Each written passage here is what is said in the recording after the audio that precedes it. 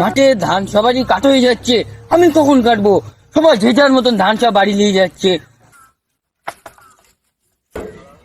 মা, ও মা, আমাকে দুটো ভাত দাও তো।